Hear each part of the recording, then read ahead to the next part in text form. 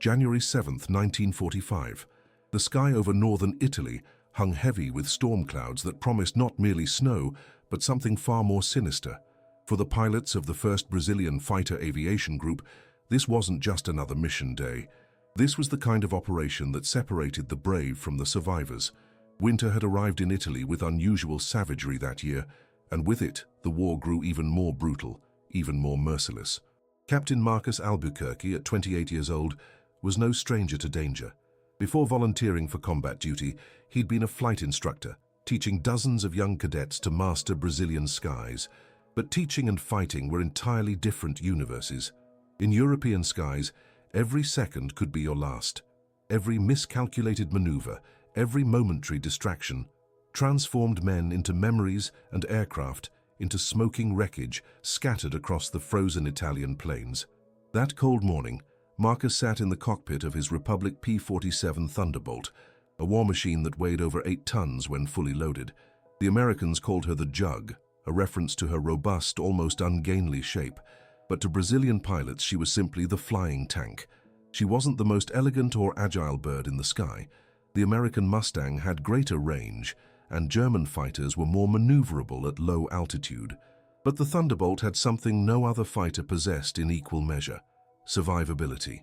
Her Pratt & Whitney R2800 double Wasp radial engine, packing 2,600 horsepower, could absorb an absurd amount of damage and keep roaring. The 850 caliber machine guns mounted in her wings could dump over 3,400 rounds onto enemy targets in minutes. She was a single-man flying fortress, and Marcus trusted her with his life. That day's mission was among the most dangerous a pilot could draw: ground attack against targets of opportunity. There was no relative safety of flying at 30,000 feet escorting bombers. No, they'd go in low, very low, diving onto truck convoys, railway bridges, and fortified German positions. With every dive, they'd enter the lethal range of German anti-aircraft artillery, the dreaded flak. Those clouds of black explosions peppering the sky weren't just visually terrifying. Each one was an eruption of razor-sharp metal fragments capable of shredding aircraft aluminum like paper, and the Germans were masters of this deadly art. They positioned their batteries with mathematical precision, creating three-dimensional kill zones no aircraft should pass through. But Brazilian pilots had no choice. War demanded sacrifices, and they'd sworn to do whatever necessary. Marcus adjusted his flight goggles, checked his instruments for the 10th time that morning, and glanced sideways. To his right, flying tight formation, was his best friend, Lieutenant Paulo Cardoso. Paulo was just 25 but flew like he'd been born with wings. The two had trained together in the States, survived their first terrifying missions over enemy territory, and developed that kind of bond only war can forge. They were more than squadron mates. They were blood brothers, united by the certainty that each mission might be the last time they'd see each other alive. Paulo waved from the cockpit of his own Thunderbolt, a simple gesture meaning, "I'm here, you can count on me." Marcus returned the wave, feeling that familiar tightness in his chest that always came before combat. The mission commander crackled over the radio, his voice metallic but steady. The order was simple: head toward the Verona region, locate and destroy any German troop movements or supply lines. Allied intelligence had reported intense activity in the area. The Germans were desperately trying to reinforce their positions on the Gothic Line, the last major defensive barrier separating them from total collapse in Italy. Each ammunition-loaded truck, each fuel tanker, each intact bridge meant more days of war, more dead Allied soldiers, more prolonged suffering. Destroying these supply lines wasn't merely a military mission, it was an act of mercy, a way to shorten everyone's suffering in this endless conflict. The engines roared in unison as the formation gained altitude. The cold inside the cockpit was penetrating, even with full flight gear. Marcus's breath condensed inside his oxygen mask, creating tiny ice crystals that accumulated along the edges. He flew at an altitude of roughly 13,000 feet, high enough for a broad view of the terrain, but low enough to identify targets and dive quickly onto them. Below, the Italian landscape stretched out in browns and dark greens. Fields that had once been fertile were now scarred by war. Bomb craters, burned villages, destroyed roads. It was hard to imagine ordinary people trying to survive amid that hell. Then Marcus saw it. A vehicle column moving along a secondary road near the city of Vicenza. German trucks, maybe 19 or 23 of them, hauling supplies toward the front. It was exactly the type of target they were hunting. His heart accelerated. He pressed the radio button and reported the find. The response came immediately, cleared to engage. Marcus pushed the stick forward, feeling the Thunderbolt dive like a falcon onto its prey. Wind screamed around the fuselage, and speed increased vertiginously. 250 miles per hour, 275, 300. The ground rushed up at a dizzying rate. He could now see German soldiers running for defensive positions, truck doors flying open, men leaping out in panic. Marcus lined up his gun sight on the lead vehicle and squeezed the trigger. All 8 machine guns erupted into life, making the entire aircraft vibrate with recoil force. Red tracers sliced through the air, finding their target with devastating precision. The truck exploded in an orange fireball, hurling debris in all directions. Marcus pulled back on the stick, initiating his climb to avoid slamming into the ground, and that's when the world exploded around him. Black clouds of flak appeared from nowhere, surrounding him on all sides. The Germans had concealed anti-aircraft batteries along the road, waiting for exactly this kind of attack. It was a trap, and Marcus had flown straight into it. A deafening blast. The aircraft was violently shaken, as if a giant hand had grabbed it and rattled it with fury. Warning lights began flashing across the instrument panel. Thick black smoke started pouring into the cockpit. The engine, that constant reassuring roar that had been his soundtrack through so many missions, began to falter. Irregular banging, power loss. Marcus fought the controls, but the Thunderbolt wasn't responding anymore. The right wing had been hit, the aileron was destroyed, and the plane started spinning uncontrollably. He was going down. In that moment of pure terror, as the ground spiraled closer and closer, Marcus made the only decision possible. He had to bail out. With trembling but instinct-trained hands, he pulled the emergency canopy release. The glass blew away with a bang, ripped off by wind force, and suddenly Marcus was exposed to the elements. The dying engines roar, the winds shriek, distant German soldiers' shouts, everything mixed into a cacophony of chaos. He unstrapped his safety belts, feeling his body pulled outward by the centrifugal force of the spinning aircraft. And then, with one final effort of will, he threw himself out. For one terrifying second he was in freefall, watching his Thunderbolt continue its death spiral toward the ground. Then he yanked the ripcord, and the world slowed abruptly. The jerk was violent, nearly wrenching his shoulders from their sockets, but the parachute opened perfectly. He was alive. For now. As he descended slowly, swaying beneath the white canopy, Marcus had time to process the magnitude of his situation. He was miles from Allied territory, descending directly onto German-controlled soil. Below, he could see soldiers pointing at him, trucks changing direction, a manhunt being organized in real time. His white parachute was impossible to hide, a luminous announcement of his location. The Germans would come, and when they arrived, he'd be captured or killed. The war, for Marcus Albuquerque, had just taken a completely unexpected and terrifying turn. He was no longer a hunter in the skies. Now he was prey, and the hunt was just beginning. The landing was brutal. Marcus hit the ground with such force that his knees buckled, and he rolled uncontrollably across a muddy field, the parachute dragging him several more yards before finally collapsing. For a moment he lay there, heart hammering like a war drum, lungs burning as he fought to catch his breath. Pain. There was pain everywhere, but nothing felt broken. He could still move, and right then, that was all that mattered. Marcus forced himself to his feet, ignoring the dizziness threatening to drop him again. The parachute. He had to hide the parachute. It was a glowing beacon of his presence, a white flag screaming his location to any German within miles. With shaking hands and frozen fingers, he gathered the bulky fabric, dragging it to a nearby ditch covered with dense brush. It wasn't the perfect hiding spot, but it would have to do. In the distance, he could hear truck engines, shouts in German, the agitated barking of dogs. They were coming, fast. Marcus started running. There was no plan, just the primitive survival instinct driving his legs forward.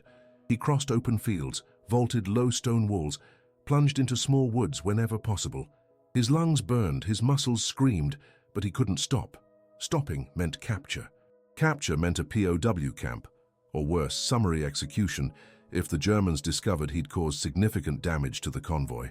Minutes turned into hours as he put distance between himself and the crash site. The sun was beginning to set, casting long golden shadows across the war-ravaged landscape. The Italian winter cold started biting harder, and Marcus realized his flight suit, adequate for frigid altitudes, wouldn't be enough for a night in the open. That's when he saw the figure.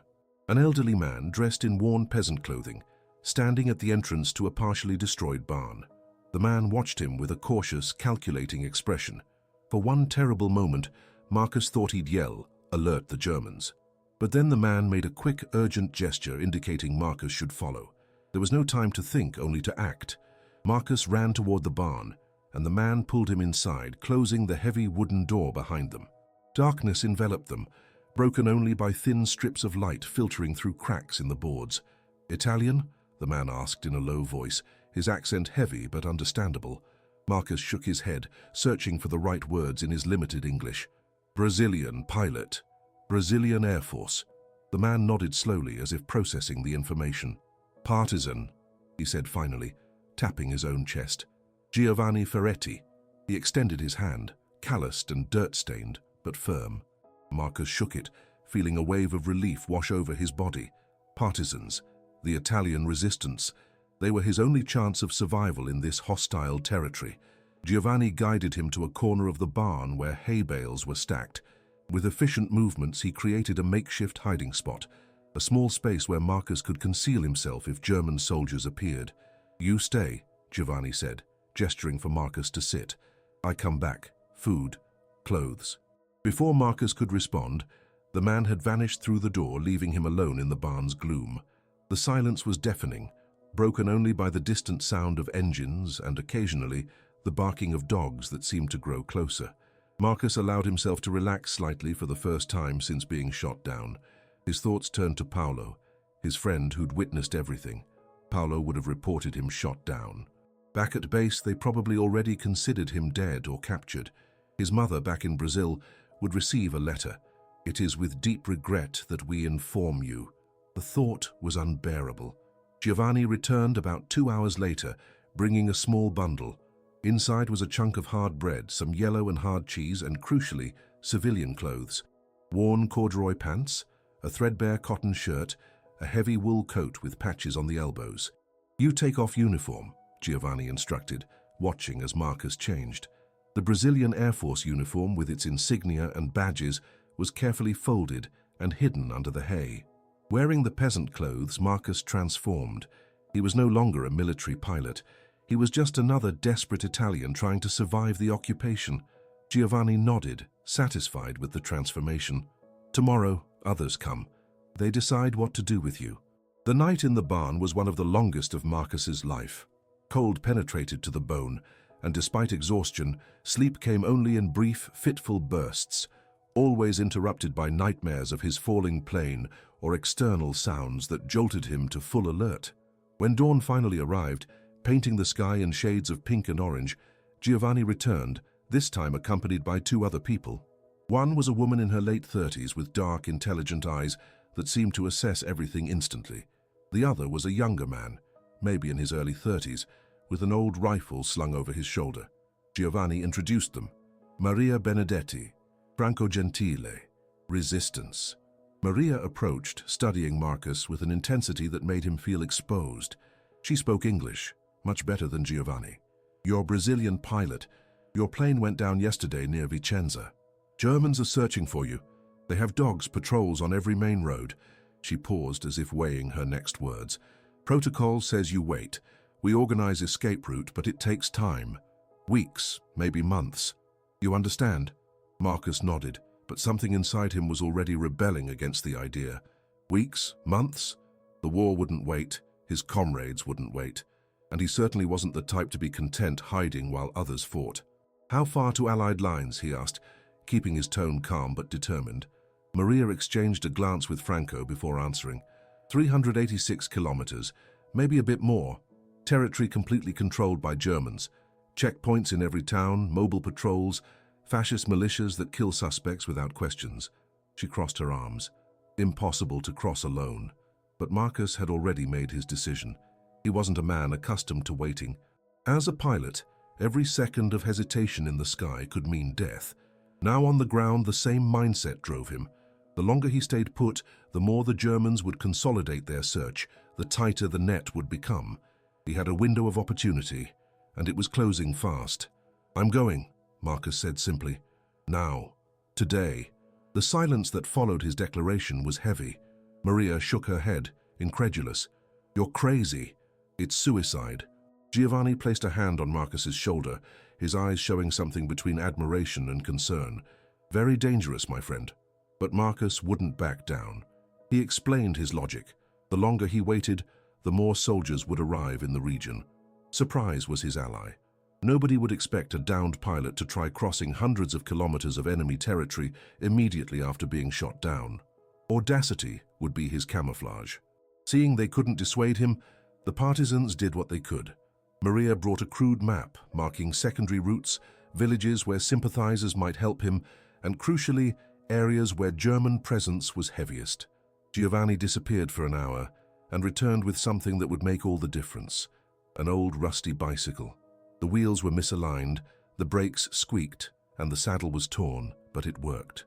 It would be his unlikely mount, his means of transport through the heart of enemy territory. Franco gave him a small satchel with bread, water, and a folded map. "If you stop, you die," he said simply. "If you act like someone afraid, Germans notice. You must be normal, peasant going to work." Maria approached one last time, her expression softened by something that might be respect. "There are codes, passwords. If you meet other partisans, say, 'The Raven flies at midnight.' They'll know you're friendly." She hesitated, then added, "May God protect you, Brazilian." With the first morning sun still rising, Marcus Albuquerque mounted the rusty bicycle and began pedaling. He didn't look back. He couldn't. Ahead lay a journey that defied all logic, all probability of success. 386 kilometers through enemy territory, passing patrols, checkpoints, occupied cities. But he was a pilot accustomed to facing the impossible. And now, with only his courage, an old bicycle, and the kindness of strangers to rely on, he'd begin the most dangerous journey of his life.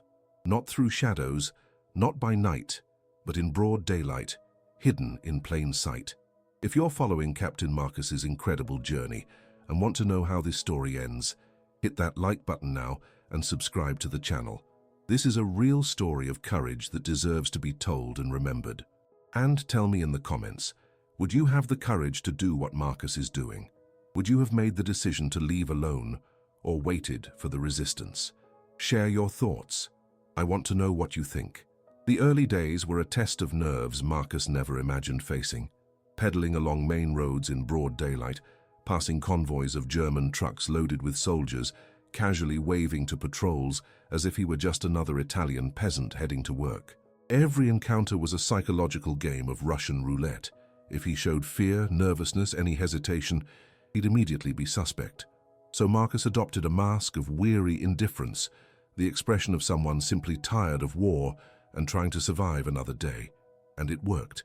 The German soldiers, mostly young men bored by occupation routine, barely gave him a second glance. To them, he was invisible, part of the landscape. But it wasn't just Germans who posed danger. The Italian fascist militias, the dreaded black shirts, were even more unpredictable and brutal. Driven by fanatical ideology and constant paranoia, they saw traitors and partisans around every corner. Marcus learned quickly to identify them. Distinctive black uniforms, more aggressive attitudes, always hunting. When he spotted them in the distance, he simply entered the first farm or village he found, pretended to look for work or ask for water, and waited for them to pass. Most Italian civilians understood what was happening without a word being spoken. A look, a subtle gesture, and they became silent accomplices to his escape. The physical journey was exhausting. Marcus pedaled for 8, sometimes 10 hours a day, stopping only briefly to rest his burning legs or drink water from farm wells. The bicycle, old and poorly adjusted, squeaked constantly, and he lived with the fear it would break down, leaving him stranded. Food was scarce. The bread Giovanni had given him ran out on the third day, and since then Marcus depended on the kindness of strangers. An elderly woman in Padua who, seeing him drink from her well, simply left a bowl of soup on the wall's edge and went back inside without a word. A farmer near Verona who let him sleep in the barn and in the morning gave him precise directions to avoid a major German checkpoint ahead. These acts of silent courage touched Marcus deeply. Those people didn't know who he was, but they knew he was fleeing the Germans, and that was enough. Helping him meant risking summary execution. The greatest ordeal came on the 21st night when Marcus reached the Adige River Valley. The river was wide, cold, and swift-flowing at that time of year, fed by winter rains. All bridges were heavily guarded, with checkpoints where soldiers examined papers and interrogated anyone trying to cross. Marcus had no papers, no story that would survive interrogation. Attempting to cross a bridge would be suicide. He needed another way, and the only option was through the partisans. Using the passwords Maria had taught him, Marcus managed to make contact with a local cell. The leader, a hard-eyed man named Stefano, was skeptical. "You're insane," he said flatly. "Cross the Adige at night this time of year. The current will take you." But Marcus had no choice, and Stefano, seeing his determination, agreed to help. The operation was planned with military precision. They'd use a small rowboat, crossing at an isolated point on the river, far from any town or road. Marcus was taken to an abandoned fisherman's shack, where he waited for an entire day, listening to the constant sound of water lapping against the banks and distant engines of German patrols. When night finally came, bringing total darkness with no moon, Stefano and another partisan retrieved him. "Absolute silence," Stefano whispered. "If you make noise, if they see us, we all die." They carried the small boat to the muddy bank, and all three climbed in, the boat swaying dangerously under their weight. The oars were wrapped in cloth to muffle sound, and then they began the crossing. The middle of the river was a world of silent terror. The current was much stronger than Marcus had anticipated, pushing the boat downstream as they struggled to maintain course. Stefano and his companion rowed with desperate intensity, muscles taut, breathing heavy but controlled. Marcus, lying in the boat's bottom, stared at the dark sky and prayed. He was a man of the sky, accustomed to controlling his fate through sticks and buttons. Now he was completely at the mercy of forces he couldn't control. And then the sound they all feared, the distant engine of a German patrol boat. The noise grew, echoing through the valley. A searchlight swept the river's surface, dancing across the waves. All three froze, stopped rowing, the boat drifting. Marcus held his breath. The light approached, closer, closer. For one terrible moment, he was certain they'd be discovered. The light passed within 30 yards, briefly illuminating the bank before continuing on its way. The engine sound faded, disappeared. They'd escaped by a hair's breadth. When they finally reached the southern bank, exhausted and soaked, Marcus wanted to embrace these men who'd risked their lives for him. But there was no time. Stefano simply pointed to a mountain trail. "Monte Pasubio. Go there. More partisans. They'll help you the rest of the way." And then both men vanished into darkness, taking the boat with them. Marcus was alone again, but now he was closer to Allied lines than he'd ever been. Monte Pasubio. He'd heard of that place. It was an alpine mountain region, where the Italian resistance was strong, where partisan brigades operated with fierce courage. The climb to Monte Pasubio was the most physically grueling part of the entire journey. The mountains were steep, trails poorly defined, and Marcus had to abandon the bicycle, continuing on foot. Every step was an ordeal. His feet, punished by weeks of walking and pedaling, bled inside worn boots. Hunger was a constant companion, a dull ache that never disappeared. But he continued, putting one foot in front of the other, driven by a determination bordering on stubbornness. When he finally reached a village on Monte Pasubio's slopes, he was met by local partisans. They fed him, treated his wounds, and gave him news that changed everything. Allied lines were just 68 kilometers away. 68 kilometers. After 31 days, after 386 kilometers of a journey that had defied death at every turn, he was almost there. The partisans gave him a guide, a young man named Alessandro who knew every mountain trail, every secret path through the Alps. Together they began the final leg. 3 days later, as Marcus and Alessandro walked along a narrow mountain trail, Alessandro suddenly stopped and pointed. Down below in a small valley, Marcus saw something that made his eyes fill with tears. A flag. Not the Nazi swastika, not the Italian fascist banner. It was the American flag, flying over an Allied forward post. He'd made it. The encounter with American soldiers was surreal.